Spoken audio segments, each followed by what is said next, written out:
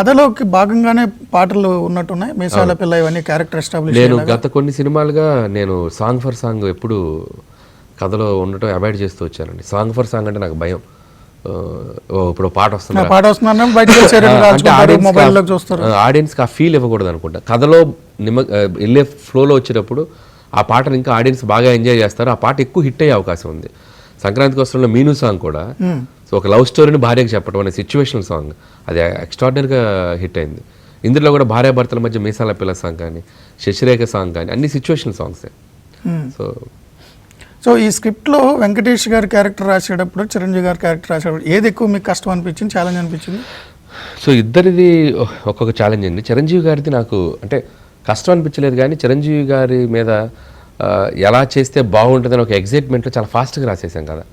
So ఆయనకున్న అద్భుతాలన్నింటినీ, ఆయనకు ఉన్నటువంటి చేసిన మంచి మంచి టైమింగ్స్ అన్ని ఎలా ప్రజెంట్ చేయాలనే దీంట్లో చాలా తొందరగా చేసిన స్క్రిప్ట్ ఇది, చాలా అద్భుతంగా వచ్చింది. దాంట్లో కూడా ఒక హ్యూమన్ రిలేషన్కి సంబంధించిన సిచ్యువేషన్స్ క్రియేట్ చేసుకోగలరు. ఇందాక మీరు అన్నట్టు అత్త కోడలు సీన్ చాలా బాగుంది, కాఫీ పెడుతూ వాళ్ళిద్దరి మధ్య ఫస్ట్ హాఫ్లో పిల్లలది ఒక ఎమోషనల్ సీక్వెన్స్ ఉంటుంది, ఫాదర్గా యాక్సెప్ట్ చేయడం.